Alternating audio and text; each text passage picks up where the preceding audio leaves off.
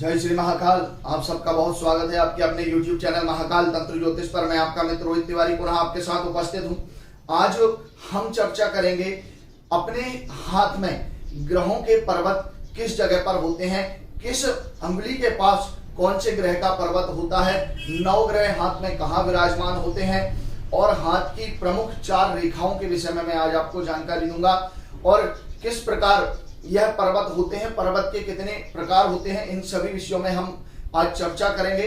आपको हस्तरेखा के विषय में और मेरे पहले वीडियो में देखकर समझ सकते हैं और जिसमें मैंने बताया है हाथ के प्रकार, किस श्रेणी का हाथ है, उसके बाद अंगूठा कैसा होना चाहिए और व्यक्ति का मणिबंध कलाई कैसी होनी चाहिए। इन सभी विषयों पर मैं पहले वीडियो बना चुका हूं, आप मेरे चैनल पर जाकर देख सकते हैं।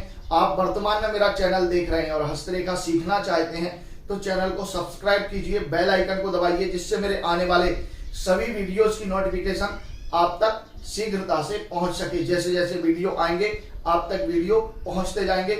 चलिए बिना विलंब किए हम प्रारंभ करते हैं। और जैसा कि आप बोर्ड पर देख रहे हैं, मैंने एक हाथ का निर्माण किया हुआ है और यहाँ पर मैंने सभी ग्रहों के विषय में जानकारी दी है, पर्वतों के विषय में बताया है। मैंने आपको समझाने के लिए पर्वतों को थोड़ा सा छोटा करके और अलग अलग करके और यहाँ पर समझाने का मैं आपको प्रयास करूंगा और प्रमुख 4 रेखाओं को बताऊंगा। उसके बाद हाथ के जो पर्वत होते हैं उनके 4 प्रकार के विषय में बात करूंगा और 9 ग्रहों के कौन से पर्वत होते हैं और वह किस जगह पर जाकर बैठते हैं, किस ग्रह का कौन सा क्षेत्र है, इस विषय में आज हम चर्चा करेंगे। चलिए हम प्रारंभ करते हैं। और जैसा कि आप हाथ देख रहे हैं, इस हाथ में और सबसे पहले हम बात करेंगे गुरु पर्वत के विषय में। जी हाँ, गुरु पर्वत जो होता है, तर्जनी उंगली के मूल में बृहस्पति का पर्वत पाया जाता है। अंगूठे के पास वाली जो उंगली है इसे कहते हैं तर्जनी। मैंने आपको पिछले वीडियो में उंगलियों के नाम बताए हैं, आप वहां से जानकारी ले सकते हैं। तो तर्जनी के मूल में जो है बृहस्पति पर्वत पाया जाता है और यह पर्वत मानव जीवन में काफी महत्व रखता है। बृहस्पति अपने सारे गुण धर्म स्वभाव जातक के अंदर प्रदान करता है। बृहस्पति पर्वत यदि जातक का अच्छा होता है तो उसे गुरु से संबंधित सारे सुफल प्राप्त होते हैं। आगे हम बात करेंगे नंबर 2 पर शनि पर्वत के विषय में। तो शनि का जो पर्वत होता है, जो स्थान होता है, वह मध्यमा बीच वाली उंगली के नीचे जो है शनिदेव का पर्वत पाया जाता है और यह पर्वत भी मानव जीवन में काफी महत्व रखता है। मनुष्य की कार्य क्षमता, उसका सेवा भाव इत्यादि काफी विषयों से संबंधित जानकारी शनि पर्वत से प्राप्त की जा सकती है। किस ग्रह से किस वस्तु का विचार किया जाता है, यह बात हम अगले वीडियो में समझेंगे, परंतु आज मैं आपको पर्वतों की जानकारी दे रहा हूं। और तीसरे नंबर पर जो है सूर्य पर्वत होता है। यह पर्वत जो है अनामिका उंगली के मूल में देखने को मिलता है। यहाँ पर सूर्य देव का निवास स्थान है, सूर्य पर्वत इसे कहा जाता है। और यह जो पर्वत है मनुष्य के अंदर आत्मबल, उसकी पारिवारिक स्थिति, पैतृक स्थिति के विषय में विशेष रूप से जानकारी देने वाला यह पर्वत होता है, जिसे हम सूर्य पर्वत कहते हैं। आगे जो है बुद्ध पर्वत होता है। तो बुद्ध पर्वत जो है कनिष्ठिका उंगली के मूल में यहाँ पाया जाता है। बुद्ध पर्वत का मानव जीवन में काफी महत्व होता है क्योंकि बुद्ध पर्वत के पास में ही व्यक्ति के दाम्पत्य सुख की रेखाएं और देखने को मिलती हैं। संतान संबंधी रेखाएं भी हमें यहीं पर देखने को मिलती हैं। हालांकि यहाँ जब रेखा नहीं होती तो उन्हें शुक्र पर्वत से विचार किया जाता है, परंतु प्राथमिकता बुद्ध पर्वत को ही दी जाती है। बुद्ध पर्वत आपके कार्य क्षेत्र का निर्धारण करता है। आप व्यापार करेंगे, शिक्षा करेंगे तो अन्य ग्रह पर्वत मिलकर उसके विषय में जानकारी देते हैं, परंतु प्रमुख रूप से यदि हमें आजीविका के विषय में निर्णय करना है तो उसके लिए हमें बुद्ध पर्वत को विशेष रूप से देखना ही पड़ेगा। अब बुद्ध पर्वत की बात करते हैं मंगल पर्वत। तो जी हाँ, मंगल के 2 पर्वत हैं। एक तो जो है जीवन रेखा और अंगूठे के बीच में शुक्र पर्वत के इधर का जो भाग होता है वह जो है मंगल पर्वत है, उच्च मंगल पर्वत है। और उसके बाद जो है हृदय रेखा और मस्तक रेखा के बीच की जो जगह होती है, यहाँ पर द्वितीय मंगल पर्वत रहता है। तो मंगल के 2 स्थान हैं और मंगल जो है व्यक्ति के अंदर की शारीरिक क्षमता, उसका स्वभाव और उसके साथ साथ उसकी शारीरिक स्थिति और विशेष रूप से रक्त संबंधी जानकारी जो है मंगल पर्वत से प्राप्त होती है। व्यक्ति का स्वभाव कैसा है इसके विषय में भी जानकारी हम मंगल पर्वत को देखकर लगा सकते हैं। इससे और भी विस्तृत जानकारी प्राप्त होती है, उसके विषय में हम अगले वीडियो में चर्चा करेंगे। अब उसके बाद हम बात करते हैं चंद्र पर्वत की। तो जी हाँ, चंद्र पर्वत जो होता है वह कलाई के और मंगल के दोनों के बीच में जो पर्वत होता है वह पर्वत जो है चंद्र पर्वत कहलाता है। विशेष रूप से अगर मैं आपको इसे समझाऊं तो इसका विस्तार काफी होता है। यह मस्तक रेखा और भाग्य रेखा के बीच का क्षेत्र चंद्र का स्थान माना जाता है। और चंद्र पर्वत जो है व्यक्ति की मानसिक स्थिति, उसका स्वभाव और माता के विषय में विशेष विचार यहीं से किया जाता है। और उसके साथ साथ व्यक्ति की रुचि से संबंधित जानकारी भी जो है चंद्र पर्वत से ही हमें प्राप्त होती है। तो चंद्र पर्वत देखना और उसके विषय में जो जिस विषय से संबंधित जानकारी चंद्रमा देता है उसकी जानकारी हमें चंद्र पर्वत को देखने से प्राप्त होती है। तो चंद्र पर्वत के बाद हम बात करेंगे शुक्र पर्वत की। तो शुक्र पर्वत जो है वो अंगूठे के मूल से लेकर मणिबंध तक का जो क्षेत्र होता है, मैंने आपको समझाने के लिए छोटा लिखकर दिखाया है ताकि आपको सारी चीज स्पष्ट रूप से समझ आ सके। तो मंगल के क्षेत्र से लेकर मणिबंध तक का जो क्षेत्र होता है वो शुक्र का क्षेत्र होता है। और शुक्र जो है मनुष्य के जीवन में सुख का कारक माना गया है। कहने का अर्थ यह है कि यह लोक में, भूमि में वाहन, भवन, सुख सुविधा या भोग की जितनी वस्तुएं हैं वह सभी शुक्र प्रदान करता है। और परलोक में मनुष्य की मृत्यु के बाद उसकी क्या स्थिति रहेगी इसका निर्भर जो है बृहस्पति पर्वत, इसका निर्णय बृहस्पति पर्वत से किया जाता है। बृहस्पति पर्वत की स्थिति परिस्थिति को देखकर व्यक्ति के विषय में जानकारी लगाई जाती है। तो भौतिक सुख जो सांसारिक सुख है वह सिर्फ शुक्र देने वाला है। और शुक्र पर्वत आपके दाम्पत्य सुख को, आपके अंदर के गुण धर्म के विषय में जो जानकारी होती है वह शुक्र पर्वत से प्राप्त की जाती है। अब शुक्र पर्वत के बाद हम बात करेंगे राहु के क्षेत्र के विषय में। तो भाग्य रेखा और जीवन रेखा के बीच का जो क्षेत्र होता है यह राहु का क्षेत्र माना जाता है। और राहु के क्षेत्र से व्यक्ति के अंदर की आंतरिक भावनाएं, वह किस प्रकार की सोच रखता है, कैसा कार्य करेगा, छल, दंभ, अहंकार इत्यादि चीजें, गुप्त धन या अन्य और भी राहु से संबंधित विषय हैं, उनकी जानकारी यहाँ राहु के क्षेत्र से देखने से हमें प्राप्त होती है। क्योंकि राहु पितरों का, पूर्वजों का सबसे बड़ा कारक माना जाता है। इसीलिए जो है राहु से हम अपने पूर्वजों की स्थिति परिस्थिति का भी ज्ञान करते हैं। हमारा वंश कैसा है, हमारे पूर्वज कैसे रहे, उस पर पड़ने वाले शुभ अशुभ प्रभाव के आधार पर राहु और केतु की स्थिति को देखकर हम अपने, राहु की स्थिति को देखकर हम अपने पितरों की, पूर्वजों के विषय में जानकारी प्राप्त कर सकते हैं। पैतृक धन की स्थिति भी जो है राहु से ही ज्ञात होती है। अब उसके बाद करते हैं केतु के क्षेत्र की बात। तो मणिबंध का जो हिस्सा है, जिस क्षेत्र से जीवन रेखा और भाग्य रेखा निकलती है, वो क्षेत्र जो है केतु का स्थान माना गया है। और इसमें समझने वाली जो सबसे महत्वपूर्ण बात है, मैंने आपको पिछले वीडियो में भी बताया था, राहु और केतु दोनों एक ही दैत्य थे। इनका सर काटने के बाद यह दोनों अलग अलग हो गए हैं। इन्हें जन्म कुंडली में या हस्तरेखा में कोई विशेष स्थान प्राप्त नहीं है, लेकिन फिर भी यह अपना प्रभाव जातक के ऊपर देते हैं। तो इन्हें विशेष स्थान जन्म कुंडली में छाया ग्रह के रूप में स्वीकारा गया है। और इन्हें अगर वास्तविक रूप में समझा जाए तो यह चंद्रमा की उत्तरी और दक्षिणी ध्रुव पर पड़ने वाली छाया को ही राहु केतु कहा गया है। तो केतु का जो स्थान है वह हाथ के मणिबंध में पाया गया है। अब यहां एक समझने वाली सबसे महत्वपूर्ण बात है, केतु जो है मणिबंध के पास ही क्यों उसको स्थान दिया गया है। जब राहु का सर अलग हो गया तो राहु यहां पहुंच गया और केतु जो है धड़ से नीचे वाला हिस्सा है और राहु ऊपर वाला हिस्सा है। राहु की अंदर मस्तिष्क है, दिमाग है, विचार शक्ति है, तो वह ग्रहों को प्रभावित करके अपने अनुसार कार्य करवा सकता है। लेकिन केतु के साथ ऐसा नहीं है। केतु के साथ कर्म करने की क्षमता है, उसके पास हाथ पैर है और कर्म करने की सारी क्षमता है, लेकिन स्वयं का विवेक नहीं है, स्वयं की बुद्धि नहीं है, इसीलिए अन्य ग्रहों के प्रभाव से वह कार्य करता है।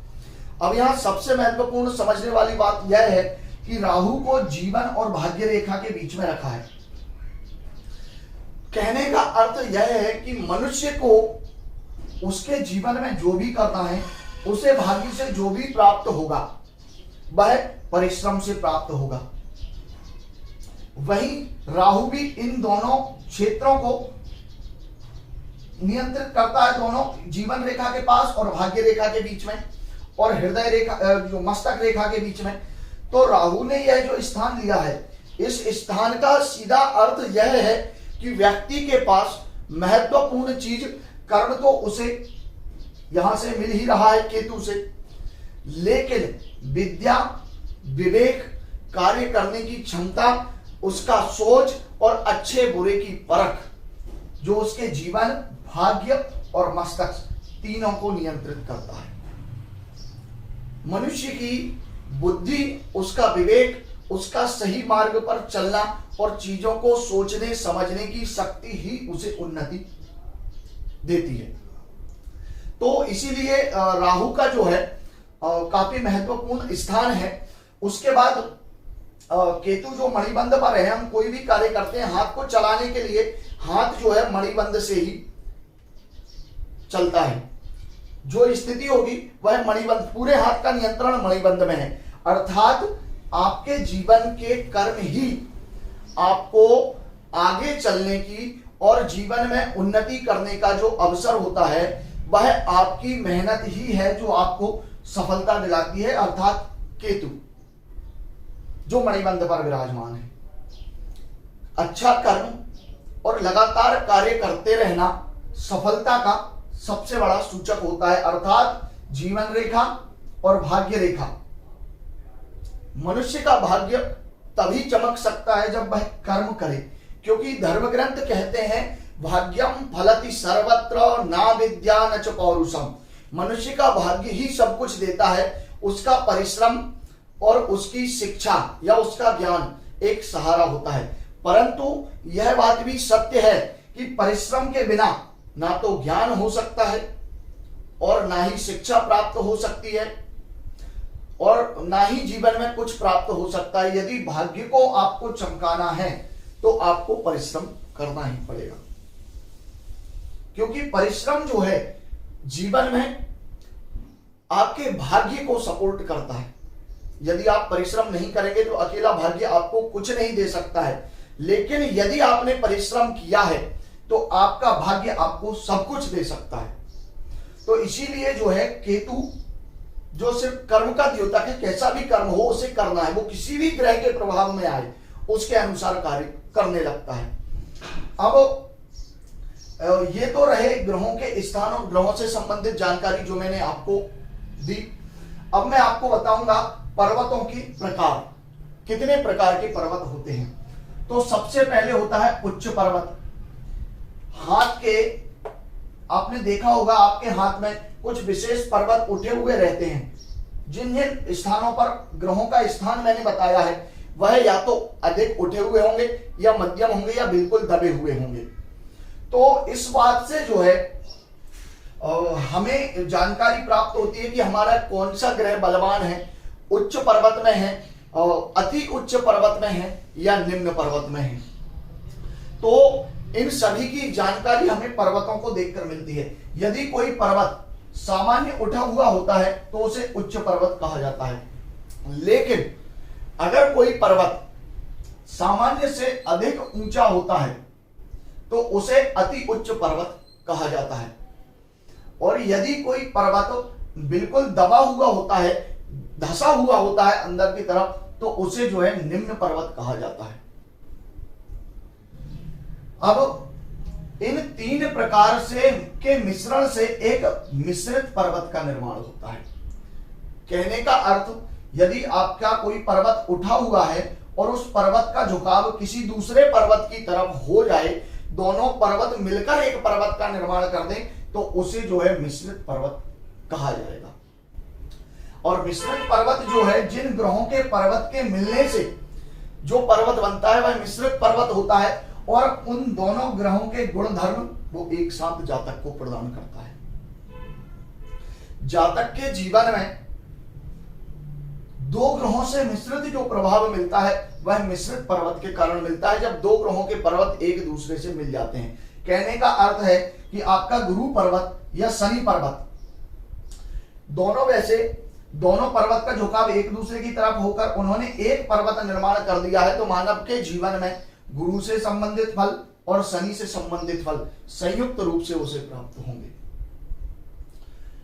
अब पर्वत के प्रकार को मैंने आपको बताया है, लेकिन कौन सा पर्वत शुभ होता है और कौन सा अशुभ होता है यह भी आप जान लीजिए। जो पर्वत सिर्फ उच्च है, सामान्य उच्च है, ऐसा पर्वत जो है सामान्य फलकारक कहा गया है। लेकिन यदि कोई पर्वत अति उच्च हो जाता है, बहुत ज्यादा ऊंचा हो जाता है, तो उस पर्वत से संबंधित विषय या उससे प्राप्त होने वाली संपूर्ण वस्तुएं उसके गुणधर्म जातक में विशेष रूप से उसे मिलते हैं। कहने का अर्थ, यदि पर्वत अधिक उठा हुआ होता है तो जातक को लाभकारी होता है, अर्थात शुभ होता है। लेकिन यदि कोई पर्वत निम्न है, दबा हुआ है, तो उस पर्वत से संबंधित फल की जातक के जीवन में हानि होती है, अर्थात उसे उन विषयों से संबंधित जो लाभ होता है वह बहुत कम होता है, या बहुत कठिन परिश्रम के बाद उसे उन विषयों से संबंधित लाभ प्राप्त होता है। अब मिश्रित पर्वत का है जो फल है, यदि वह दोनों पर्वत निम्न हैं और निम्न होकर मिल गए हैं, तब उन दोनों ग्रहों के विषय से संबंधित जो फल हैं वह जातक को कठिनता से प्राप्त होंगे। यदि दोनों पर्वत मिलकर अति उच्च हो गए या उच्च हो गए हैं तो उसके अनुरूप जातक को फल प्राप्त होगा। तो आपने पर्वत के प्रकार बहुत अच्छे से समझ लिया है। अब हम प्रमुख 4 रेखा के विषय में बात करते हैं। सबसे पहले हम बात करेंगे जीवन रेखा के विषय में। तो जीवन रेखा बृहस्पति पर्वत और मंगल पर्वत के बीच से निकलकर मणिबंध तक आती है, जिसे आप रेड रेखा में जो देख रहे हैं, यह जो जीवन रेखा है, यहां से जो आई है यह जीवन रेखा है। इसे पितृ रेखा भी कहा जाता है। मनुष्य की आयु, उसके जीवन में रोग, दोष या घटनाओं से संबंधित जो जानकारी होती है वह जीवन रेखा से प्राप्त होती है। प्रायः यह रेखा सभी हाथों में देखने को मिलती है। यह जो 4 रेखा मैं आपको बताऊंगा, लगभग सभी हाथों में यह 4 रेखाएं विशेष रूप से देखने को मिलती हैं। तो जीवन रेखा जो है मंगल पर्वत और गुरु पर्वत के बीच से केतु के स्थान मणिबंध तक आती है। इस रेखा की स्थिति ही जातक की आयु का निर्धारण करती है। इस रेखा पर पड़ने वाला प्रभाव उसके जीवन में घटने वाली घटनाओं और दुर्घटनाओं के विषय में जानकारी देती है। हम इस रेखा के विषय में विस्तार से आने वाले वीडियो में समझेंगे, क्योंकि इस रेखा का जो फल है वह बहुत ही बृहद है। धीरे धीरे हम इस रेखा के संपूर्ण फल के विषय में जानकारी प्राप्त करेंगे। दूसरे नंबर पर जो रेखा है वह है मस्तक रेखा। मस्तक रेखा जो है जीवन रेखा के पास से ही निकलकर चंद्र और मंगल पर्वत के बीच में आती है। यह रेखा जो है इसे हम मस्तक रेखा कहते हैं, या मात्र रेखा भी इसे कहा जाता है। और यह रेखा जो है मानव के जीवन में काफी महत्व रखती है, क्योंकि यह उसके स्वभाव को, उसकी नम्रता को, उसके प्रेम को, उसकी रुचि को इत्यादि चीजों को दर्शाने वाली यह रेखा है। और यह रेखा जो है मानव के जीवन में काफी महत्व रखती है। और यह रेखा भी लगभग सभी हाथों में हमें देखने को मिलती है। इसे हम मस्तक रेखा या मात्र रेखा भी कहते हैं। आगे हम बात करेंगे हृदय रेखा की। तो हृदय रेखा बुध पर्वत और मंगल पर्वत के बीच से होकर बृहस्पति और शनि पर्वत के पास तक जाती है।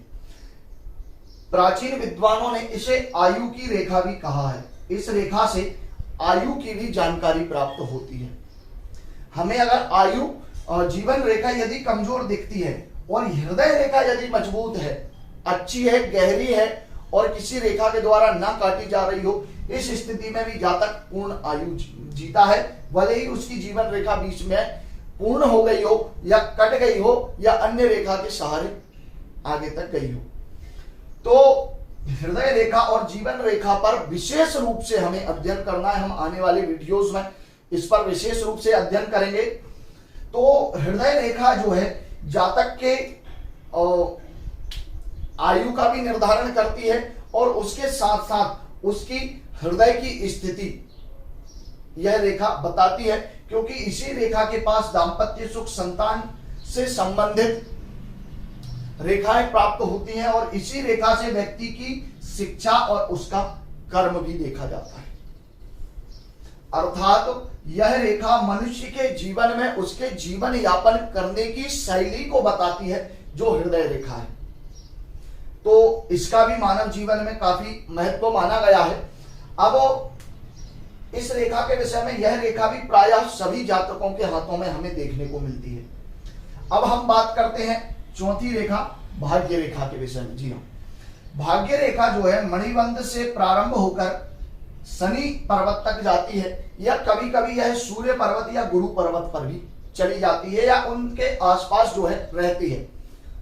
तो यह जो रेखा है वह भाग्य रेखा है। लगभग सभी हाथों में यह रेखा पाई जाती है, लेकिन इस रेखा के साथ एक सबसे बड़ी समस्या है कि यह रेखा किसी के हाथ में स्पष्ट होती है या किसी के हाथ में अन्य रेखाओं से संबंध बनाकर चलती है। इसके विषय में विशेष जानकारी से हम पढ़ेंगे, विस्तार से जानकारी प्राप्त करेंगे। यह रेखा यहाँ से भी प्रारंभ होती है, यहाँ से भी प्रारंभ होती है, यह प्रारंभ होकर इस क्षेत्र में ही जाती है। इसे हम भाग्य रेखा कहते हैं। भाग्य रेखा का विशेष जो विचार बताया गया है वह मणिबंध से लेकर शनि पर्वत की ओर ही बताया गया है। अर्थात मनुष्य के भाग्य को तभी सफलता प्राप्त हो सकती है जब वह कर्म अच्छे से करे। वही बात पुनः यहां पर मैं दोहराऊंगा। शनि जो है उसे नवग्रहों के बीच में सेवा का स्थान दिया गया है, सेवक का स्थान दिया गया है शनि को। और भाग्य रेखा और केतु भी जो है कर्म का द्योतक है। भाग्य रेखा का कर्म से कर्म करने वाले जो ग्रह हैं शनिदेव, उन तक भाग्य रेखा का पहुंचना मात्र एक दिशा में इंगित करता है कि मनुष्य के कर्म ही उसके भाग्य को संवार सकते हैं। अर्थात कर्म का बहुत महत्व है। यदि कर्म नहीं करेंगे तो भाग्य से कुछ भी प्राप्त नहीं होगा, लेकिन आपने कर्म किया तो कर्म करने से भाग्य उसका 10 गुना आपको देता है। अर्थात कर्म तो करना ही पड़ेगा, बिना कर्म के भाग्य कुछ भी नहीं देता है, और देगा भी तो बहुत अल्प समय के लिए देगा। इसीलिए भाग्य रेखा जो है वह राहु के स्थान, जो विवेक से कार्य करेगा, जो कार्य करने में दक्ष होगा, उसी को जो है भाग्य रेखा सपोर्ट करती है। जिसके पास बुद्धि है, विवेक है और कर्म करने की क्षमता है, मेहनत करने की क्षमता है, परिश्रम उसके अंदर बहुत अच्छा है, तो उसकी भाग्य रेखा उसे इन सभी सुखों को देने के लिए कार्य कर जाती है। इसीलिए भाग्य रेखा मानव के जीवन में काफी महत्व रखती है। और आप भाग्य रेखा के विषय में समझ गए, इसके विषय में भी हम विस्तार से समझेंगे। इसके बाद हाथ में और भी कई रेखाएं पाई जाती है, जैसे 9 ग्रहों की रेखाएं, उनकी बलय रेखाएं, सहयोगी रेखाएं, विवाह रेखाएं इत्यादि अनेकानेक रेखाएं जो है जातक के हाथ में पाई जाती हैं। उन पर चिन्ह पाए जाते हैं, नवग्रहों के चिन्ह होते हैं या अलग अलग प्रकार के चिन्ह होते हैं जिनका फल मानव को अपने जीवन में प्राप्त होता है। इन सभी विषयों पर हम आने वाले वीडियो में समझेंगे। अभी आपने जो जानकारी समझी है इसे स्मरण में रखें, ध्यान में रखें, रेखाओं को और पर्वतों को बहुत ध्यान में रखना है, क्योंकि इनके बिना हाथ देखना उसी प्रकार मुश्किल हो जाता है जैसे समुद्र में सुई को ढूंढना। तो यह जानकारी आपको बहुत ज्यादा आवश्यक है और आपके जीवन में जो है बहुत महत्वपूर्ण भूमिका निभाने वाली यह रेखाएं हैं और पर्वत हैं, जिनके आधार पर हस्तरेखा का सारा फल रखा हुआ है। अगर मेरे द्वारा दी जानकारी आपको अच्छी लगी है तो चैनल को सब्सक्राइब जरूर कर दीजिए और बेल आइकन को दबाइए, जिससे मेरे आने वाले सभी वीडियोस की नोटिफिकेशन आपको प्राप्त हो सके। क्योंकि मैं हमेशा कहता हूं, सीखना है ज्योतिष तो फॉलो महाकाल तंत्र ज्योतिष। जय श्री महाकाल, पुनः मिलेंगे।